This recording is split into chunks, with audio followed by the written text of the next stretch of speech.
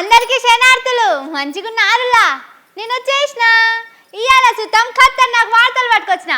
ఇంకెందుకు ఆలస్యం, మొదలు పెద్ద వార్తలు చూద్దాం పారి. మస్తు పెద్దగున్నాయి బడ్జెట్ లెక్కలు, కొంచెమన్నా తీర్తాయో జనాల తిప్పలు. అన్ని కాకి లెక్కలే అంటుండ్రు ప్రతిపక్ష పోళ్ళు. ఎప్పటి లెక్కనే చెప్పిండ్రట గాలి మాటలు. మందు రేట్లు పెంచుతారట సర్కారోళ్ళు, తాగేటోళ్ళ జేబులకు పడతాయి కత్తర్లు.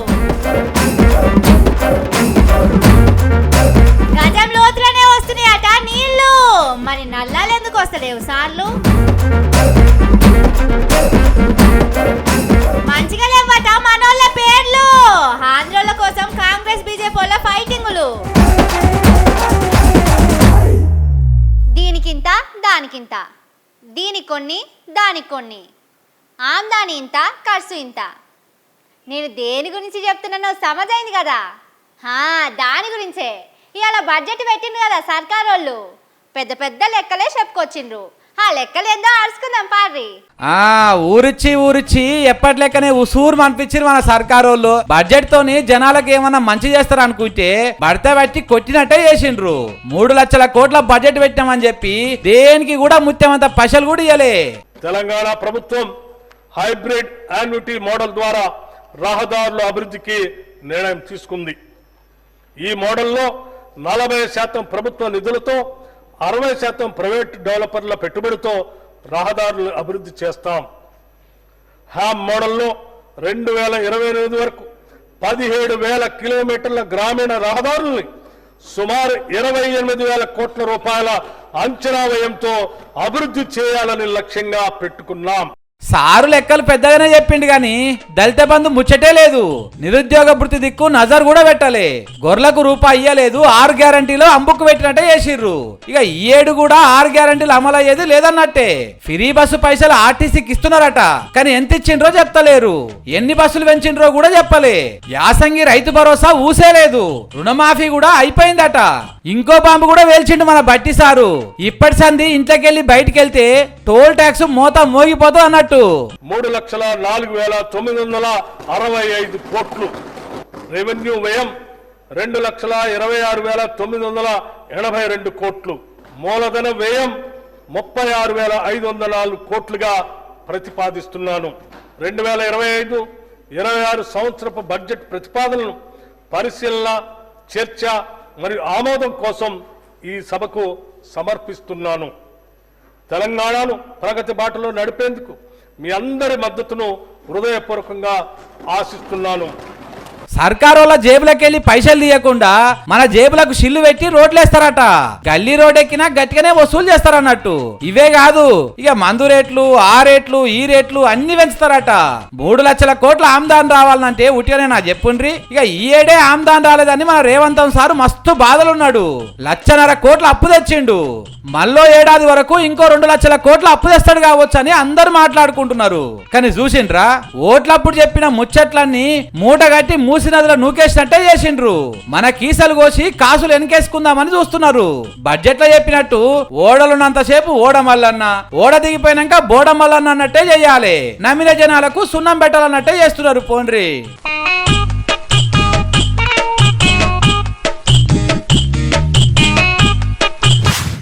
బడ్జెట్ అంతా డొల్లా, లెక్కలు పెద్దగున్నాయి, ఫాయిదా ఏం లేదు. పోయినేడు ఇట్లనే లెక్కలు చెప్పిండ్రు. ఇప్పుడు ప్రజలకు సుక్కలు చూపెడుతున్నారు. పథకాల పేరు చెప్పుడే గాని పైసలు ఇచ్చులేదు, మొదలుపెట్టులేదు. అన్ని గాలి ముచ్చట్లే, ఒక్కటి కూడా గట్టి పని లేదు. ఇవన్నీ ప్రతిపక్ష పోల మాటలు. బడ్జెట్ మీద వాళ్ళు ఏమన్నారో కూడా చూడాలి కదా. చలో పారి. బడ్జెట్ అయిపోయినాక సర్కారోళ్ళని గట్టిగానే అరుచుకున్నారు ప్రతిపక్ష పోళ్ళు. దేనికి ఏమి ఇయ్యలే, ఇదేందని అడిగిండ్రు. కేటీఆర్ సార్ అయితే జరంత గట్టిగానే అరుచుకున్నాడు. కమిషన్లు 20% నుంచి 40% పెంచి ఢిల్లీకి మూటలు పంపడానికి తప్పితే జనాలకు అక్కరకొచ్చేది ఏం లేదని చెప్పిండు. 6 గ్యారంటీలను గోవిందా గోవిందా అనిపించి ఢిల్లీకి మాత్రం మూటలు పంపడానికి పెట్టిన బడ్జెట్. కాంగ్రెస్ ఉన్నది అంటేనే కరెంటు ఉండదు, కాంగ్రెస్ అంటేనే కరోనా వైరస్ కంటే ప్రమాదం. ఈ రోజు ఈ బడ్జెట్ చూస్తే అదే అర్థమైతున్నది. సంక్షేమానికి సమాధి, అభివృద్ధికి అడ్రస్ గల్లెంతు, ప్రజలకు ఇచ్చిన గ్యారంటీలకు గోరిగట్టి, పార్టీ కార్యకర్తలకు మాత్రం పప్పు బెల్లాల్లాగా ఏదో వీళ్ళు అబ్బసొత్తు అన్నట్టు 6,000 కోట్లు పంచిపెడతారట. 6,000 కోట్లు ఎవడి అబ్బసొత్తు? ఇక హరీష్ రావు సార్ అయితే ఇంకో గట్టి పాయింటే పట్టుకున్నాడు. అందాల పోటీలకు 250 కోట్లు పెట్టిండ్రు గాని మన ఆడబిడ్డలకు ఇస్తామన్న 2,500 రూపాయలకు పైసలు లేవా అని అడిగిండు. సారు అప్పట్లో పైసల మంత్రి కూడా చేసిండు కదా. ఇక సర్కారు దుమ్ము దులిపిపోయిండు పోండ్రి. మహాలక్ష్మి 2,500 రూపాయల సంగతి దేవుడెరుగు గాని 250 కోట్లతో అందాల పోటీలకు మాత్రం డబ్బులు పెట్టిండు రేవంత్ రెడ్డి. అందాల పోటీలకు 250 కోట్లు బడ్జెట్ లో పెట్టిండు. 2,500 రూపాయల మహాలక్ష్మికి మాత్రం నయా పైసా బడ్జెట్ లో పెట్టలేదు. నీ మైండ్ దివాలా తీసిందా, రాష్ట్రం దివాలా తీసిందా? ఎక్సైజ్ ద్వారా 50,000 కోట్ల రూపాయల ఆదాయాన్ని ఆశిస్తున్నాడు రేవంత్ రెడ్డి. 50,000 కోట్లు. ఇక 10 ఏళ్లలో చేసిన అప్పుల మీద కాంగ్రెస్ వాళ్ళు అన్ని తప్పులు చెప్తున్నారని కవిత మేడం కూడా లెక్కలన్నీ పట్టుకొచ్చి చూపించింది. కాంగ్రెస్ వాళ్ళు లోపటో మాట బయటో మాట మాట్లాడుతున్నారని అలా రంగు మొత్తం బయట పెట్టింది. తెలంగాణ రాష్ట్రం ఏర్పడ్డప్పటి నుంచి ఈ రోజు వరకు జరిగినటువంటి అప్పు 4,37,000 కోట్లని మరి ప్రభుత్వమే ఇచ్చింది. కానీ కేసీఆర్ గారిని పట్టుకొని 7.5 లక్షల కోట్లు అప్పు చేసిరు, మీరు ఇన్ని లక్షల కోట్లు అప్పు చేసిరు అని చెప్పి పదే చెప్తుంటారు. 71,000 కోట్ల అప్పు చేసేందుకు కూడా ప్లాన్ వేస్తున్నారని BJP MLA Maheshwar Reddy sir అన్నాడు. ఇచ్చిన హామీలకు ₹1 కూడా ఇవ్వకుండా బడ్జెట్ పెట్టిండ్రని కోపం చేసిండు. మరి బాధతో రాసిండో లేకపోతే ఏదో ఒకటి చెప్పకపోతే ఏమనుకుంటారో అని రాసిండో గాని బడ్జెట్ మీద మన బండి సార్ కూడా ఓ లెటర్ రాసిండు. అంతా ఓం బూమ్ బుష్ అన్నట్టే ఉందట. పెంచుతామన్న పెన్షన్ల సంగతి ఏంది, నిరుద్యోగ భృతి ఏమైంది, గ్యారంటీలు గాల్కిట్స్ పెట్టిండ్రని మస్తు కోపం చేసిండు బండి సారు. ఎస్సీ ఎస్టీలను పట్టించుకోరు గాని మైనార్టీలకు మాత్రం మస్తు పసలిస్తారా అని అడిగిండు. ఇక బడ్జెట్ బట్టి సార్ పెట్టిండు కాబట్టి ఇట్లా మాట్లాడుతున్నాడు గాని అదే రేవంతం సార్ పెట్టింటనా ఇట్లా కూడా మాట్లాడకపోయేటోడు కావచ్చని కాంగ్రెస్ వాళ్ళు అంటున్నారు.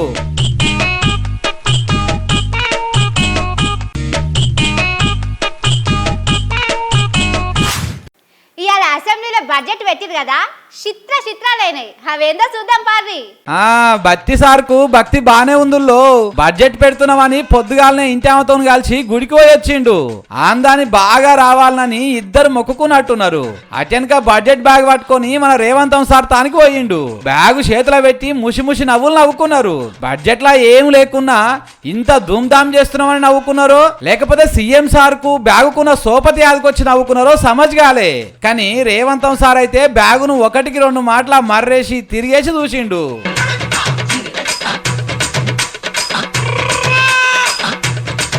ఇక బడ్జెట్ అయిపోయినాక రేవంతం సారు పాకే కుర్చీలకెళ్ళి లేచి బట్టి సార్ను అలుముకున్నట్టు చేసిండు. పాపం 2 చేతులతోనే అలుముకుందామని బట్టి సార్ వస్తే సారు ఓ చెయ్యి అడ్డం పెట్టి అంటిముట్టనట్టే చేసి అవతల పడ్డాడు.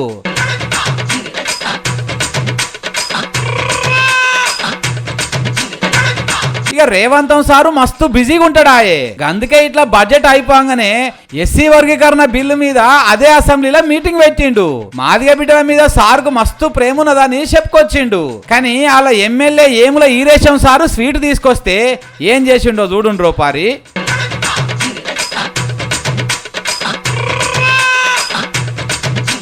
ఎస్సీ వర్గీకరణ చేసిండన్న ప్రేమతోని లడ్డు తీసుకొచ్చి ఇస్తే పక్కకు నూకేసిండు సీఎం సారు. మరి స్వీట్ ఎక్కువ తినడో లేకపోతే దళిత బిడ్డ చేతితోని తినడోనని అక్కడ ఉన్నోళ్ళు గుసగుస పెట్టుకున్నారు. మొన్న గుమ్మన్ నర్సే సార్ను జూబ్లీ ప్యాలెస్ లకు రానియలే, ఇవాళ ఏముల ఈరేశం సార్ ఇచ్చిన లడ్డు తినలేదంటే పోలీస్ పటేల్ ఇంటోళ్ళు ఇట్లనే చేస్తారు కావచ్చు అని అనుకుంటున్నారు జనం.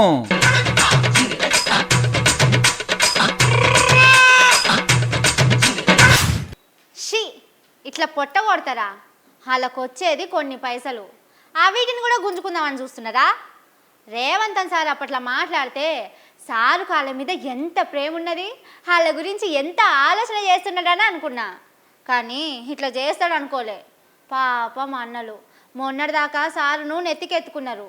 ఇప్పుడు ఏం చేస్తారో ఏమో. తాగేటోళ్లకు టైం కాగానే మందు మీద పానం కొట్టుకున్నట్టు సర్కారోళ్లకు మందు పైసల మీద పానం కొట్టుకుంటున్నదట. మొన్ననే ఒక్కో బీర్ మీద 30 రూపాయలు పెంచిండు కదా. ఎండాకాలం సురువై బీర్లు తాగుడు పెరిగిందట. అయినా కూడా ఆమ్దాని సరిపోతలేదట. అందుకే ఇయాలనో రేపో మిగిలిన మందు రేట్లు కూడా పెంచడానికి తయారైందట. ఒక్కో సీసాకు 100కి 20 రూపాయల దాకా పెంచుతారట. అంటే ఇన్నొద్దులు 500లకు వచ్చిన మందుకు ఇప్పటి సంది 600 పెట్టాలన్నట్టు. అన్నట్టు. కానీ తాగే అలవాటున్న అన్నల కోసం అప్పట్లో రేవంతన్ సారు ఎంత బాధపడ్డాడు. కారు పాటోళ్ళు మందు రేట్లు పెంచి పొట్టగొడుతున్నారని శోకం పెట్టి ఏడ్సుడు ఒకటే తక్కువ ఉండే. ఇప్పుడేమో కుర్చీలో కూసోంగానే మునుం పట్టినట్టే పెంచుకుంటూ పోతున్నాడు రేట్లు. అయాల తాగేటోళ్ళ మీద ప్రేమతో అన్నాడో సర్కారోళ్ళ మీద కోపంతో అన్నాడో గాని ఇప్పుడైతే మా జేబులకు షిల్లు పెడుతున్నాడని తాగుడు అలవాటున్నోళ్ళు మస్తు బాధపడుతున్నారు. ఇయాల పెంచుతాం రేపు పెంచుతామని 4-5 నెలల సంధి ప్రచారం నడుస్తుండే వరకు ఆ బాధల తాగుడు ఇంకింత ఎక్కువ చేసిండట. కానీ వైపు తీరు మాట మాసుడు రేవంతన్ సార్తో అయినట్టు ఈ భూమి మీద ఎవ్వలతోని కాదు కావచ్చు.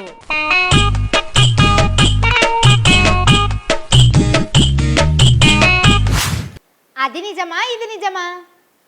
ఆ సార్ అబద్ధం ఆడిండా ఈ సార్ అబద్ధం ఆడిండా? వీళ్ళిద్దరు కాదు కానీ పబ్లికే అబద్ధం ఆడినట్టున్నారు.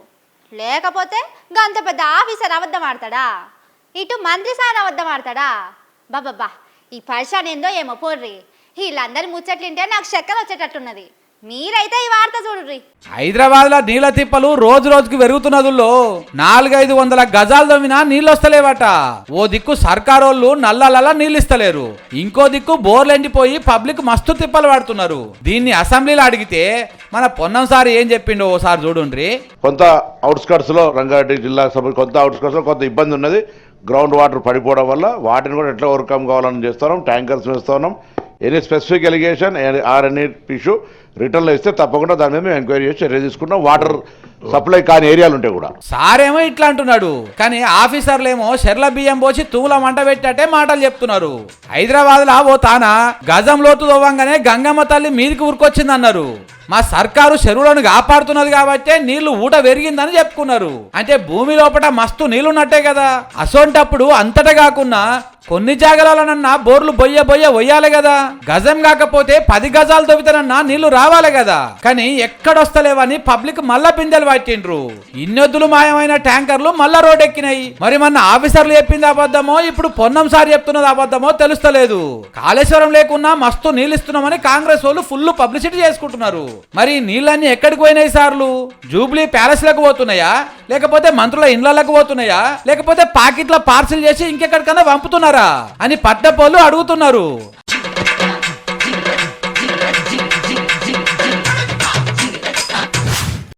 ఎడ్డోడో గుడ్డోడో మనోడు ఉండాలి. మంచికైనా చెడ్డకైనా మనోళ్ళు ఉంటేనే మనకు బలం. ఏదన్నా చేసినా మనోళ్ళకి చేస్తే మంచిగా ఉంటుందని అందరు అంటుంటారు. కానీ మనోళ్ళను మూలకు నూకేసి మందిని తెచ్చి పెట్టుకుంటారా? కానీ మన తాన అదే చేస్తుండ్రు. వీళ్ళేందో వీళ్ళ తారీఖా ఏందో నాకైతే సమజైతలేదు. అవ్వకు బువ్వ పెట్టనోడు పిన్న తల్లికి బంగారు గాజులు చేయిస్తానన్నట్టే ఉన్నది. పోన్రి కాంగ్రెస్ వాళ్ళ ముచ్చట. ఆంధ్రులతోని కలిసినప్పుడు ఎసొంటి పనులైనాయో ఇప్పుడు కూడా అవే అవుతున్నాయి. మన కాడున్న వాటికి మనోళ్ళ పేర్లు ఉండాలి, కానీ ఆంధ్రుల పేర్లు పెడతారట. యూనివర్సిటీకి పొట్టి శ్రీరాములు పేరు తీసేస్తే బీజేపీ వాళ్ళు మస్తు బాధపడుతున్నారు. ఆంధ్రప్రదేశ్ ను మద్రాసు నుంచి వేరు చేయాలని చెప్పి ఉద్యమం చేసి అసలు బాసిన వ్యక్తి తప్ప తెలంగాణకు వ్యతిరేకంగా పోరాటం చేసిన వ్యక్తి కాదు పొట్టి శ్రీరాములు గారు. మరి అటువంటి గొప్ప వ్యక్తి తెలుగు విశ్వవిద్యాలయం పేరు పొట్టి శ్రీరాములు గారి పేరుంటే ఆయన ఆంధ్ర రాయలసీమ అని చెప్పి మన రాష్ట్ర ముఖ్యమంత్రి గారు ఆయన పేరు తీసేసి సురవరం ప్రతాపరెడ్డి గారి పేరు పెట్టాడు. సంబంధించిన అధ్యక్ష, మీరు కావాలంటే ఉస్మానియా యూనివర్సిటీ పేరు మార్చుకొని సురవరం ప్రతాప్ రెడ్డి గారి పేరు పెట్టుకోండి. కానీ మీరు ఇక్కడ ఉన్నటువంటి పొట్టి శ్రీరాములు గారి పేరు మార్చాలని మీరు ఆలోచన చేయడం అది మంచి పద్ధతి కాదు అధ్యక్ష అని తెలియజేస్తున్నాను. Thank you. మీకెందుకు బాధని రేవంతన్ సార్ ఉరుకొచ్చిండు. ఇక్కడ తీసేసిన గాని మీరు షెర్లపల్లిలో కట్టిన రైల్వే స్టేషన్ కు పెట్టుకోండి అని భరోసా ఇచ్చిండు. ఇట్లనే రోషయ్య సార్ పేరు కూడా ఇంకో దానికి పెడతారట. సరే వాళ్ళు మంచి పనులు చేసిండు. నేను కేంద్ర ప్రభుత్వానికి కిషన్ రెడ్డి గారికి పెద్దలు బండి సంజయ్ గారికి లేఖ రాయబోతున్నా. ఆ చెల్లపల్లి టర్మినల్ కి పొట్టి శ్రీరాములు గారి పేరు పెట్టుకొని వారికి దేశం పట్ల ఉన్న భక్తి, దేశం కోసం వాళ్ళు చేసిన త్యాగాలను గుర్తు చేసుకుందాం. కిషన్ రెడ్డి గారిని బండి సంజయ్ గారిని నేను విజ్ఞప్తి చేస్తున్నా, కేంద్ర ప్రభుత్వం నుంచి అనుమతి తీసుకొచ్చి చెర్లపల్లి రైల్వే టర్మినల్ కి మనం పొట్టి శ్రీరాములు గారి పేరు పెట్టుకుందాం అధ్యక్ష. కానీ మంచి పనులు చేసినోళ్ళు, దేశానికి ప్రధాన మంత్రులైనోళ్ళు మన తాన కూడా ఉన్నారు కదా. మన పివి సారు లేడా, నారాయణ రెడ్డి లేడా, దొడ్డి కొమరయ్య లేడా, చాకలి ఐలమ్మ లేదా, రుద్రమ్మ లేదా, ఇట్లా చెప్పుకుంటా పోతే 100 కాదు 1000 మంది ఉంటారు. కానీ కాంగ్రెస్ వాళ్ళు బీజేపీ వాళ్ళు ఇద్దరు ఆంధ్రోల పేర్ల కోసం మస్తు బాధపడుతున్నారు. అంతగానం పాయరం ఎందుకో ఏమో మరి. అయ్యకు దండం పెట్టనోడు ఊర్లందరికి పొర్లు దండాలు పెట్టినట్టే చేస్తున్నారు. అయినా మనోళ్ళ మీద ప్రేమ ఉంటది గాని మంది కోసం పని చేసేటోళ్లకు ఎందుకుంటది చెప్పుండ్రి.